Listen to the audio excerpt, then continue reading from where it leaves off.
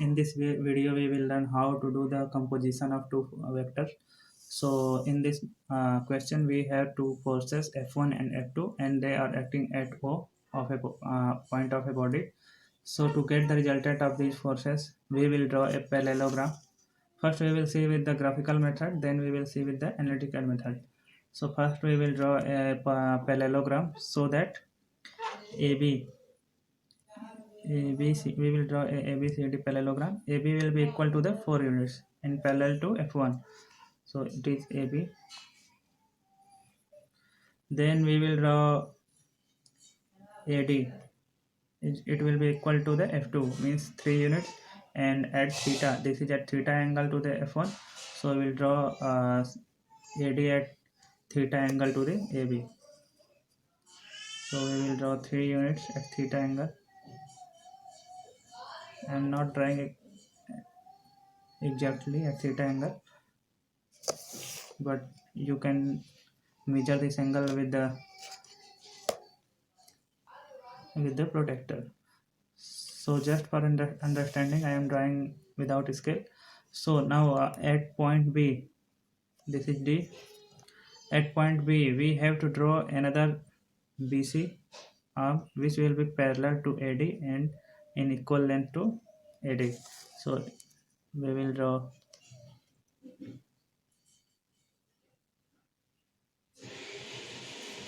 three units. This is BC and it is parallel and equal to the AD. Then we will complete this polygon parallelogram. So resultant, we will get resultant by joining point A and point C. This is R. So R is the resultant of AB and AD.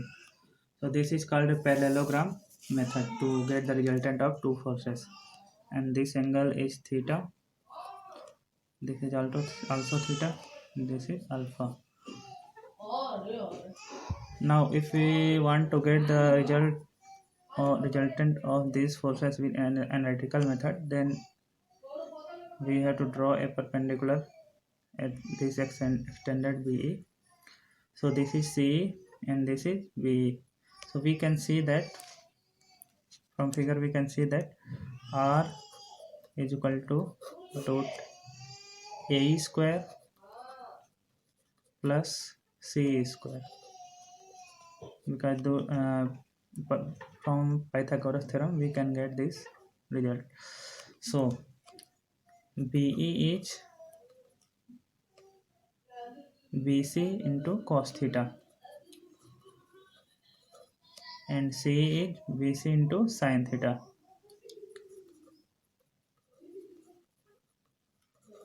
You know this by resolution of vectors. So we can put these values in this, and AE is AB plus BE. So after putting this value in this equation, we get R is equal to root AB plus BE. So AB is F1 plus BE is BC means F2. BC is F2. BC cos theta means F2 cos theta whole to the square plus CE square. CE is BC sin theta means F2 sin theta to the square. So we will get R is equal to under root F1 square A square plus B square plus 2AB. You know the formula. F2 square cos square theta plus 2 F1 F2 cos theta plus F2 square sin square theta. Now you know that if we take common F2 square from these two, then we will get F2 square cos square theta plus sin square theta. Cos square theta plus sin square theta is 1. So we will get F2 square is equal to F2 square because this entity is 1. We know from the trigonometry. So we will get R is equal to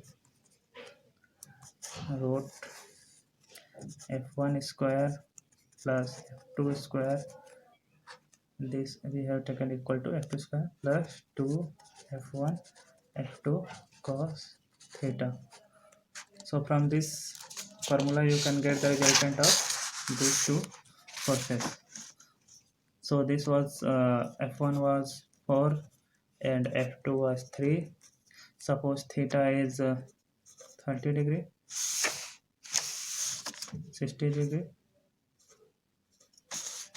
So we will get r is equal to 4 square plus 3 square plus 2 into 4 into 3 into cos 60. It will be equal to root 16 plus 9 plus 24 into cos 60 is 1 by 2. So we will get root 25 plus 12. This will be equal to root 37. So this will be resultant of these two forces.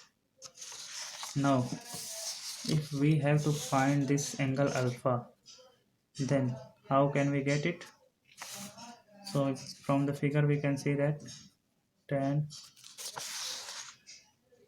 alpha is equal to CE by perpendicular by base, CE by AE,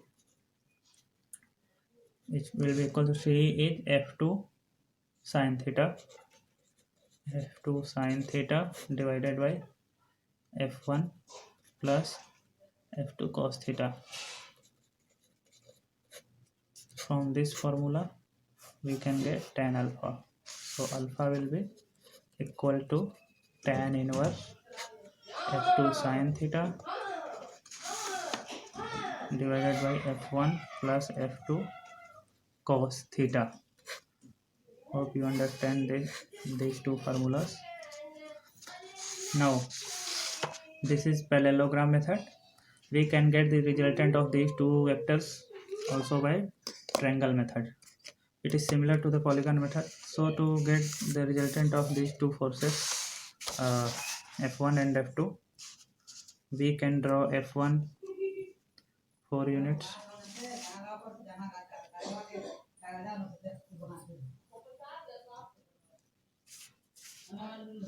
and f2. So f2 is and f1 and f2 are connected in the question, but to get the resultant of these forces from triangle method, we have to draw f2 from the arrowhead of the f1. So to get resultant we will draw f2 is equal to 3 units from here, and this angle should be theta because this is theta.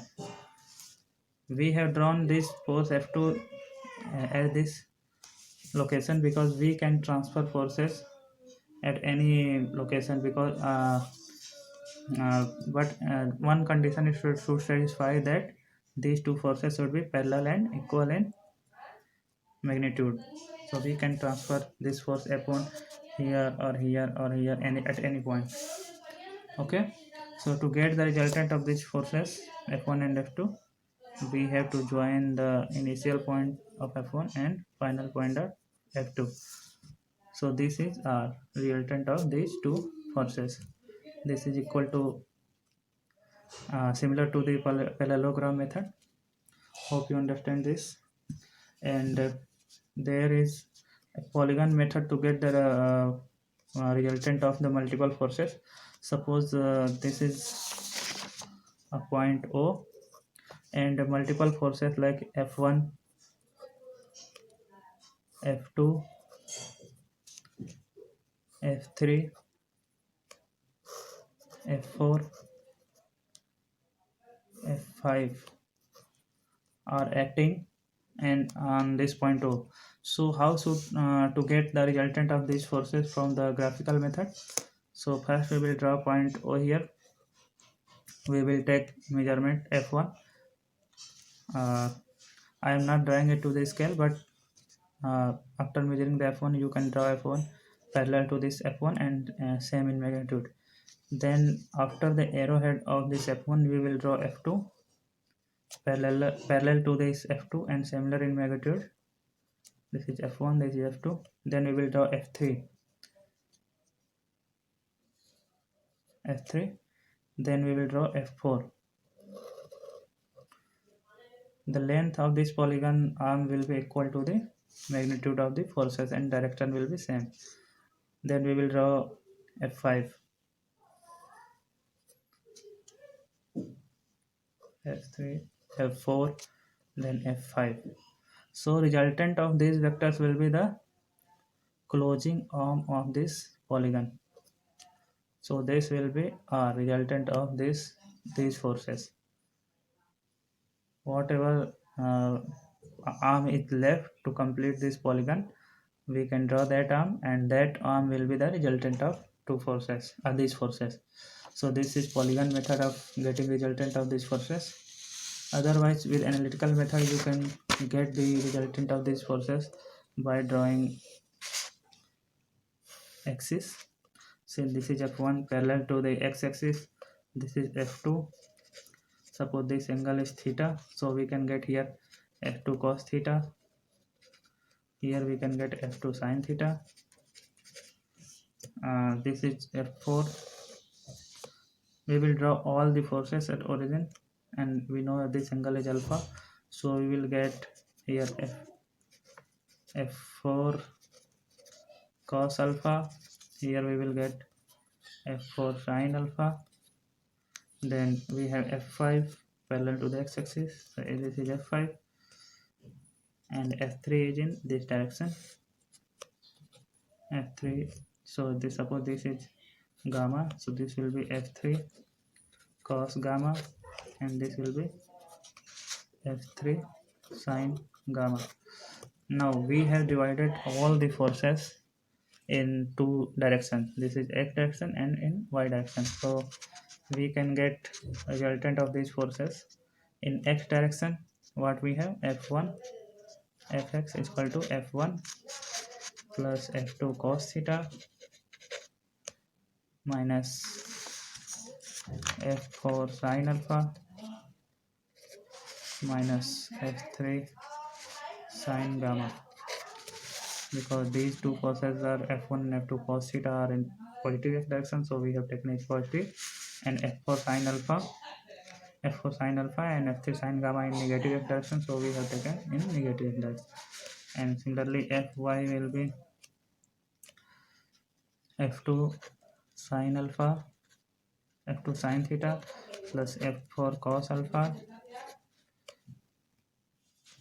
minus f3 cos gamma. So we have calculated these values because we know everything, gamma, alpha, theta, and f1, f2, f3, f4. So now r can be found by the formula fx square plus fy square by Pythagoras theorem. Hope you understand how to do the composition of vectors. Thank you for watching this video.